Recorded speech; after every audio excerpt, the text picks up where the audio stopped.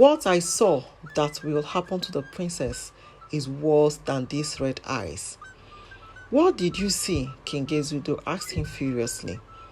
Emenike replied, I saw that within the next 3 days, that Princess Akugo is going to develop a tail.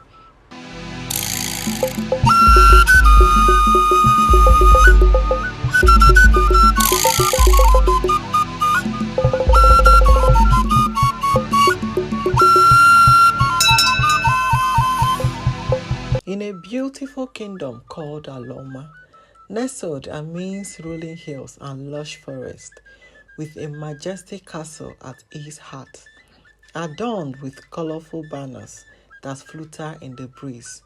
Surrounding the castle are sprawling gardens filled with vibrant flowers, winding pathways, and serene water features. Aloma Kingdom is ruled by a wise and benevolent monarch, beloved by all, and its people live in harmony with nature, cherishing the beauty and tranquility of their land. The king had a daughter, whose beauty sparkles like stars in the night sky. She moves with grace and poise.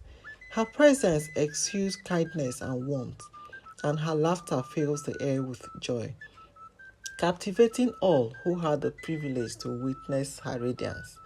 Everyone in Aloma's kingdom loved her. One beautiful morning, a shout woke everyone up in the palace. Everyone jumped up and ran out to know where the sound came from. Behold, it was from the princess' chamber. The king ran towards the princess' chamber to know what had happened to her beloved daughter. My princess, she called out. When the princess turned to face her father moved back in shock. What happened to your beautiful eyes? He inquired with so much concern. The princess shouted, Father, fell on the ground and cried. The king ran towards her, held her up and hugged her. The princess said to him, I woke up with itchy eyes. I don't know what happened. As I continued to itch my eyes, the pain became intense. I stood up to check what happened in the mirror, and I found my eyes all red and ugly, Father, she cried bitterly. Her dad consoled her and promised to invite all the health practitioners to the kingdom, that he would not rest until her eyes are corrected. The king immediately summoned the kingdom's town criers. He instructed him to summon all the health practitioners in the kingdom to his palace immediately. Few hours later, different health practitioners were filled up in the king's palace. The king said to them, My beautiful daughter woke up this morning with itchy and blood eyes. I plead with you all to do everything you can to heal her. King Gezudo promised a large plot of land and so many other privileges to whoever that can restore his daughter's eyes. Princess Akugo kept on itching on her eyes and crying non-stop. The first doctor entered her chamber, did all he could to no avail. The second doctor did all he could, yet it kept getting worse. The third, fourth, and so many other doctors did all they could to no avail. The heartbroken King Gezudo cannot stand seeing his beautiful daughter in such pain and agony, invited different doctors from outside of his kingdom and doubled the price tag.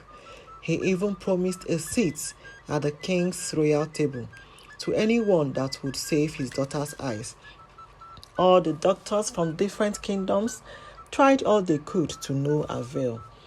King Gezudo pleaded with her daughter to at least stop itching on the eyes. Her daughter replied with teary voice, But father, I just can't. It itches me so much, father, she cried. King Gezudo was totally helpless. He prayed to the gods to come to his daughter's rescue. A young man called Emenike, who had heard of the princess' ordeal, entered the king's palace. When he was asked what brought him to the palace, he answered, I came to heal the princess. King Gezudo asked him, Who are you? Are you a doctor? He answered, No. He asked him, Are you a herbalist? "No," he answered.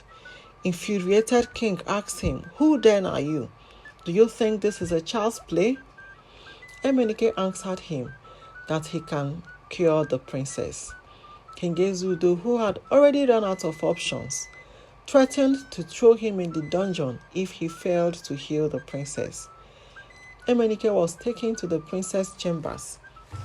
He closely observed the princess' itchy eyes and shouted, "Hey!" The princess jumped up in shock and asked him what had happened. Emenike shouted the more, "Ewo!" Scared princess kept asking him what it was that he saw, but Emenike kept on shouting, "Chai!" King Ezudo ran to the princess' chamber to know what had happened. The princess, on seeing her father, ran towards him looking scared. He told him that Emenike had refused to share what he had seen, that he just kept shouting. King Ezudo asked Emenike what he saw, but Emenike kept on shouting, "Ewo!" The king commanded his guards to cut off his head, since he doesn't have anything to say. Emenike finally spoke out. He said, "What I saw that will happen to the princess is worse than these red eyes." "What did you see?" King Ezudo asked him furiously. Emenike replied, "I saw that within the next 3 days, that Princess Akugo is going to develop a tail." Everyone in the chamber shouted in utmost shock. Emenike continued that the only remedy is for the princess to be awake with a knife, ready to cut it off immediately when it appears. Emenike left the palace and promised to be back in the next 3 days for further directions. The palace was in total chaos. The king looked depressed, shocked and perplexed. The princess ran and stood in front of a mirror with a knife, ready to cut off any tail once it appears. Morning, afternoon, and night, the princess stood in the mirror. On the 3rd day, Emenike returned to the palace. On seeing the princess, he laughed out in a loud voice. Everyone in the palace was infuriated. King Ezudo asked what sort of prank that was, that the princess did not see any tail to cut off. Emenike replied there was never any tail, that he just used that to distract the princess so she could stop itching her eyes, that it was too much itching that caused the red eyes in the first place. Emenike asked them to take a look at the princess' eyes. Everyone in the palace was amazed and happy when they looked at the princess and saw that her beautiful eyes were completely healed. The king was the happiest. He threw a party immediately, thanked Emenike for his wisdom. King Ezudo fulfilled his promises to Emenike, and the once beautiful and peaceful kingdom was restored to the way it was.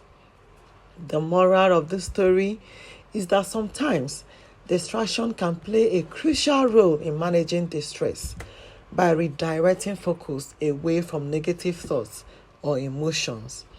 Engaging in activities that captures attention can provide temporary relief, allowing individuals to gain perspective, rejuvenate, regulate emotions, and build resilience. Thank you so much for watching. Please subscribe to my channel, like and comment, and turn on the notification bell so you don't miss out on any of my interesting stories. Bye.